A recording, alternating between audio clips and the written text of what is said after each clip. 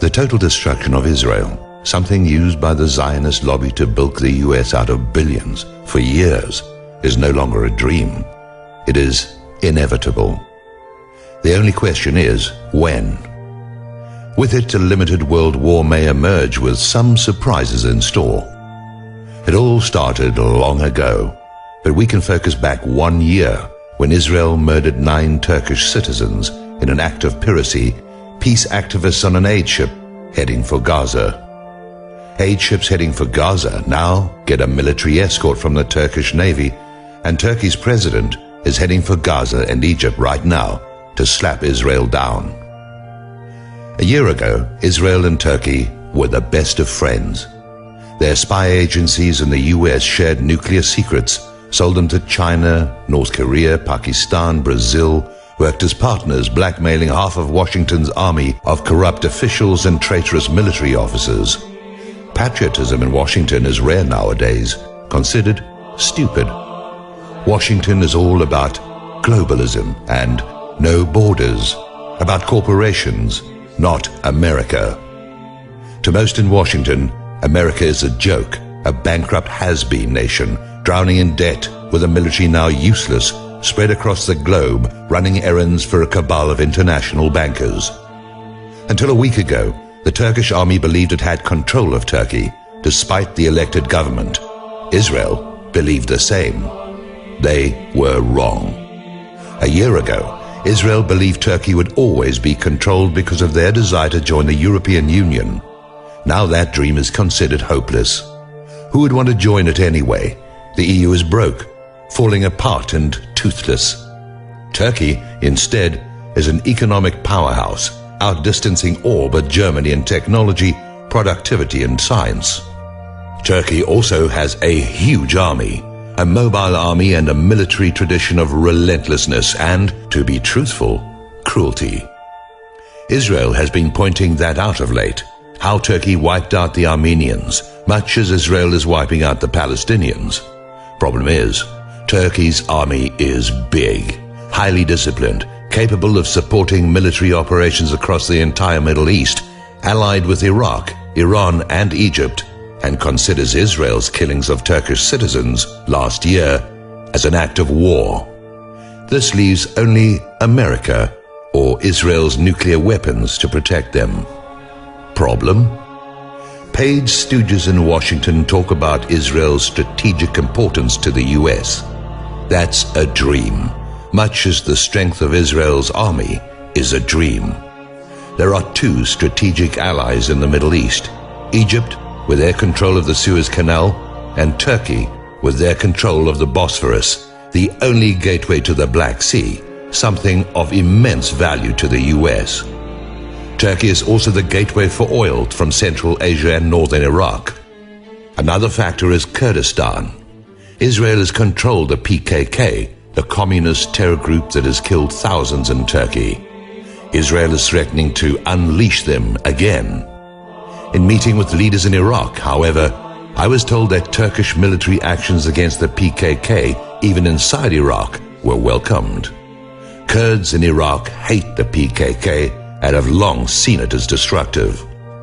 Northern Iraq is closely aligned with Turkey. Their economy is totally dependent on Turkey, much more than Baghdad. Hopes for a Kurdish nation are dependent on good relations with Turkey, and those relations have improved continually for some time. One reality is the weakness of Egypt. The Mubarak government, including the military and intelligence services, worked closely with Israel, as did those of Turkey. It is Israel's goal to keep Egypt in line. However, with the killing of 5 Egyptian police and the protesters sacking the Israeli embassy in Cairo, that is coming into question. Israel still has considerable resources in place in Egypt. Particularly we saw on August the 11th, 2011, when the Bush-Bechtel envoy David Welch met with Israeli and Gaddafi representatives in Cairo at the Four Seasons Hotel, CIA and Egyptian spies in the room planning bribes to be paid to journalists and peace activists in a last-ditch attempt to save another Israeli ally, Gaddafi. Thus, Turkey will be doing a road trip to gain allies against Israel and to flank US backing, blackmailing the US. As Turkey has nearly all US nuclear secrets gotten through their spy partnership with AIPAC, something we were told of when I interviewed FBI informants within the Bush White House, they have things to trade. Turkey can turn out thermonuclear weapons quickly. Israel's counter is their partnership with India. India is building long-range ICBMs capable of carrying 10 warheads, also capable of reaching the United States. Israel has requested 10 of these missiles, giving them the capability of hitting the United States with 100 hydrogen bombs. This is not conjecture. This deal with India has been confirmed. The weapons are being built with US technology stolen by Israel and Turkey, and Pakistan has spies working inside every aspect of the project. No secret to anyone. China is also aware, and they believe they are a potential target of these Indian weapons. Thus, China is transferring advanced technologies, not only thermonuclear, but advanced aircraft designs and missile technology to Pakistan. In reality, from a military standpoint, India overshadows Pakistan by a mile. However, with the US in economic decline and dependent on China to buy US debt, betting against China and their close relationship to Pakistan is inadvisable. Pakistan represents China's foothold in Central Asia and their access to a port, Gwadar, in the Indian Ocean. China is dependent on oil from the region and sees the Indian Ocean as an area of strategic value. Pakistan is taking advantage of that. Russia is laughing themselves to death. They helped set up America to fall in Afghanistan, payback for America's support of the Mujahideen, and are enraged at the CIA and the US military for its role in flooding Russia with cheap heroin from Afghanistan. Heroin is destroying the social fabric of Russia nearly as much as drug profits that have infected the US political system have destabilized the US, left the Mexican border totally open, and kept the US and Afghanistan as guardians of the largest opium den in the world. The changes we will see? Libya's new government is more than aware of Israel's interference on behalf of Gaddafi and will become a relentless enemy of Israel. Despite false reports Israel has inserted into the fringe media, Egypt is in play. Things could go either way depending on how meetings go this week with Turkey. With the UN vote on Gaza a given, the US will veto Palestinian statehood. Egypt and Turkey will be pushed together as US prestige in the region crashes. Israel's reaction under its repressive and reactionary Likud regime, under attack at home for economic failures, one after the other, will be to push for military action against Gaza. They may also wish to play in Lebanon, taking advantage of Syria's current weakness. This would be a mistake. Syria will not go down in flames like the Gaddafi regime. They are too vulnerable and will lose their place at the table, offset by Turkey, a nation that has an unpleasant history in the region lasting hundreds of years, a reputation Turkey is now trying to repair. This could also go either way. Israel still has nuclear weapons. Their nuclear advantage in the Middle East is now likely to make them a target. Turkey's army is more than a match for Israel, not even close.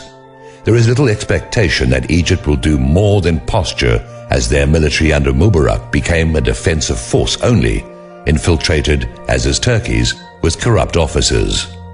What will happen? Israel, with all its planning, its involvement in 9/11, its very proven involvement in the 2003 invasion of Iraq and its machinations in not just Washington, but Cairo, Ankara, and other capitals across the region, is the big loser. Israel is now totally isolated and very much considered sacrificable by the US, despite continual pronouncement by members of Congress otherwise.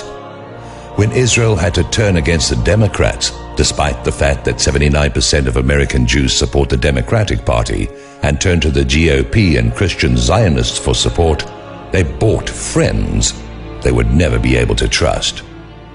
For years, American conservatives were known to hate Jews, ban them from organizations, maintain no Jews allowed policies at resorts and ritzy neighborhoods, all under the euphemism of restricted. Red states were always no Jews or niggers allowed after sundown. This may not be taught in history books, but it is real history just the same, and the generation of American Jews that remember real anti-Semitism, not the phony Abe Foxman kind, know who their real friends are. 911 isn't all we lie about. Turkey, not Iran, will be forced to go nuclear. Turkey, however, is a long-time American ally, a charter member of NATO and, at heart, very pro-American, pro-Western and, as it were, sitting on the world's most strategic real estate. Turkey is also a relentless enemy, one Israel will be too stupid to apologize to, too stupid to make reparations to, and will depend on its nuclear arsenal and friends in the US for protection. Nobody will benefit from this, not the Palestinians, not Egypt, only those who wish to see Israel have their faces in the dirt. There is a problem with this. There was some hope that Israel itself might have a rebirth of democracy, with 500,000 demonstrators demanding the resignation of Netanyahu's ultra-nationalist government last week. There was a hope. The other big loser will be the United States. Pakistan will bring China into Central Asia. Turkey may well bring them into the Mediterranean, or further. Whether Americans choose to recognize it or not, Bush murdered America's military future. Social cuts and job programs won't be enough. America will have to gut its military and withdraw from its bases around the world. That, or economically die in less than 5 years. The only other way out is debt denial, which requires full cooperation from China and Japan. In light of these issues, these problems, Israel, that small country that has so much control over the US government, will wake up one morning a forgotten backwater in world affairs. Back in 1981, it looked like Israel would be a peaceful neighbor in a Middle East destined to move forward, maybe not to freely elected governments, but at least to no longer be a sideshow for the Cold War. There were lessons from 1981 when Jews visited Cairo as honored guests. 500,000 Israelis, homeless, underemployed, say they can no longer afford, even with the billions of dollars America is giving them, to try and run the world from a few acres of sand now farmed by foreign workers. If Israel's extremist government continues its fear-mongering, helped along by AIPAC and the ADL in the United States, Israel will not survive. Israel will not die alone, not by a long shot. The problem is that there is no political leader in Israel or within the Zionist community in the United States that seems to care. The dream of world domination, as some of us have always seen, never left room for the survival of Israel or any other nation.